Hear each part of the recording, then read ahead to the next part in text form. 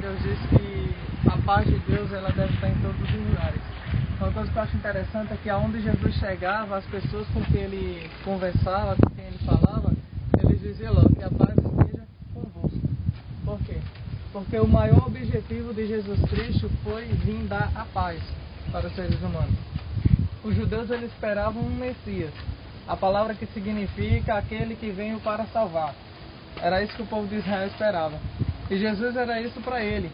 Só que eles achavam que Jesus vinha na riqueza, que Jesus ia vir na grandeza, em berço de ouro, como um governador que quando se levanta já vem logo para destruir aqueles que estão oprimidos e conseguir restabelecer novamente o povo de Israel. Mas Jesus não vinha dessa forma. Jesus vinha simplesmente para libertar o povo não das suas algemas aqui, mas daqui de dentro. Porque uma coisa que João, o precursor de Jesus Cristo, e o próprio Jesus ensinou é que não adianta eu tentar mudar aqui fora se eu antes não mudar aqui dentro da mentalidade. Uma das coisas que eu mais preciso destacar e quando eu leio mais isso que eu procuro me aprofundar é a conduta do ser humano, o nosso comportamento, as nossas escolhas, os nossos valores. É isso que eu chamo muita atenção, às vezes até mesmo quando eu estou falando lá na igreja. Por quê? Porque, como já foi dito aqui, que a melhor coisa que o ser humano pode ter é justamente a sua conduta, a sua palavra, o seu comportamento, o seu respeito diante dos lugares onde eles estão. Uma coisa que me chama muita atenção é que Jesus estava com seus discípulos e a multidão que o rodeava, e um jovem que tinha muito dinheiro chegou perto de Jesus e disse: Mestre, o que é que eu necessito fazer para que eu possa ser salvo? E Jesus disse: conhece você os mandamentos? E ele perguntou: quais? Aí Jesus disse: não matarás, não roubarás, não dirás falso testemunho, não adulterarás. E falou todos lá os 6 últimos. E o que eu acho interessante é que o menino respondeu para Jesus dizendo: eu conheço tudo isso, já pratico isso. Aí Jesus fez: certo, agora você pega tudo que você tem, toda a sua riqueza, tudo aquilo que o seu pai deixou para você, tudo aquilo que você adquiriu, pega tudo isso aí e vende. Depois que você vender, você vem, dá aos pobres tudo que estão necessitados, e aí você vem me seguir. O jovem ficou triste com aquela situação e não gostou e foi embora. Por que ele foi embora? Quando Jesus fala para a sua multidão que está ao lado dele, quando aquele menino vai embora, ele diz: é mais fácil um camelo passar no fundo de uma agulha do que um rico entrar no reino do céu.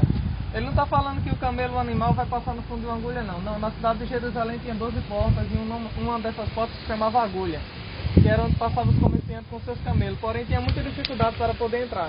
Então Jesus está dizendo que é mais fácil o camelo passar ali, no fundo de uma agulha, do que simplesmente um rico entrar no reino dos céus. Não porque o rico não tem o direito ao reino dos céus, não. Mas porque a maioria deles, os seus olhos, a sua mente, o seu coração, não está focalizada realmente na eternidade de Deus, mas naquilo que ele tem aqui na terra.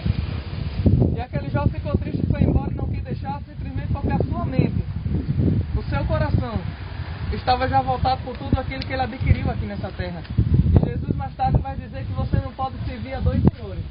Você não pode servir a Deus e nem ao dinheiro. Nós sabemos que o dinheiro é muito importante, claro. Sem ele a gente não consegue comprar o nosso alimento. Sem ele a gente não consegue comprar nossas vestes, não consegue pagar energia, não consegue pagar a água que a gente bebe e também toma banho. Então, o dinheiro é muito importante, só que ele não tem que estar em primeiro lugar. A lição que Jesus passa nesse trecho, nesse encontro com esse jovem, é que o que tem que estar em mim, em primeiro lugar, é o reino de Deus. E não as coisas que eu tenho aqui na terra. Para ele ser salvo não era necessário ele vender tudo, mas aquilo foi simplesmente uma prova para ele. Por quê? Porque os seus olhos, como eu já falei, estavam na riqueza e não em Deus. Se os olhos dele estivessem realmente em Jesus e não na riqueza, jamais Jesus tinha proposto isso para ele, não. Porque Zaqueu era um homem rico, mas subia em cima de uma árvore para ver Jesus, e Jesus olha para ele e diz: desce, Zaqueu, porque hoje me convém pousar na tua casa. E Jesus entra dentro da casa de Zaqueu, tem um encontro com Zaqueu, dá um ensinamento a Zaqueu, e Zaqueu se converte. Mas em nenhum momento Jesus disse: Zaqueu, pega tudo que você tem e vende e dá aos pobres. Não. Por quê? Porque naquele momento, o desejo de Zaqueu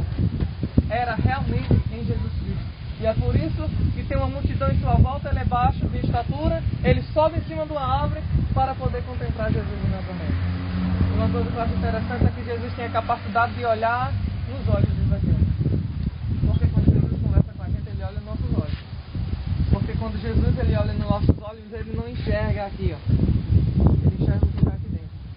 Ele enxerga o que está na minha mente. Porque a palavra de Deus diz que ele sonda os pensamentos do coração humano. Então, ainda que por aqui por fora eu seja uma boa pessoa, Jesus ele não se preocupa com a minha atuação. Jesus ele se preocupa com o meu e o teu coração. Quem julga a minha atuação é o ser humano. Mas Jesus ele julga a intenção com que você faz essa ação. Então não adianta simplesmente ser bondoso aqui, ser bom ali, mas se o meu intuito não é simplesmente de só apenas ajudar aquela pessoa, mas de receber algo com isso, de apenas se apresentar diante das pessoas. Isso não pode. Por quê? Porque Jesus ele julga a nossa ação, a nossa intenção. O ser humano enxerga a sua ação. Quando você é bom, quando você tem boas atitudes, mas Deus está julgando a intenção daquela situação. O que é que você está pensando ali com aquela sua atitude? O que é que está dentro do nosso coração? É isso que Jesus não enxerga. Mas ele tem a capacidade de dizer: eu perdoo você. Zaqueu, ele era um ladrão. Ladrão roubava muito, muito mesmo. Mas no dia que ele teve a capacidade de querer enxergar Jesus Cristo, Jesus diz: Zaqueu, ainda que você seja um ladrão, ainda que você seja uma pessoa de conduta má, de uma má índole, eu quero pousar na sua casa hoje porque eu quero ter um encontro com você. E é isso que Jesus quer com a gente. Ter um encontro com cada um de nós.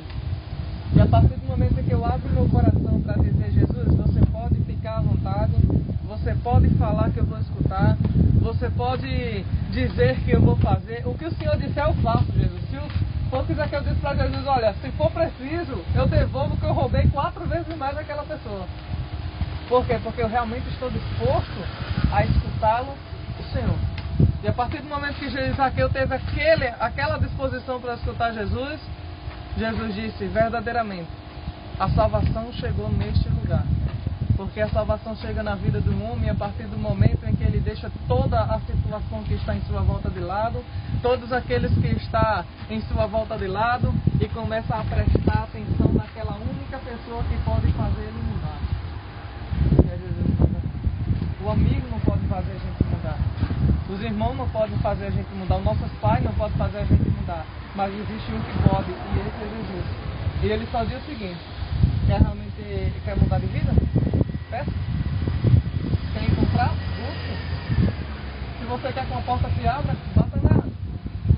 Ou seja, se esforce, tenha bom ânimo. No mundo tereis tribulação, mas tem bom ânimo. Qual é a base que eu tenho para ter um espírito animado diante das dificuldades? Porque são próprias de todos nós e as dificuldades. Então todos nós se abalamos. Mas qual é a base que eu tenho para ficar com o meu espírito animado ali? Ele diz: eu venci o mundo.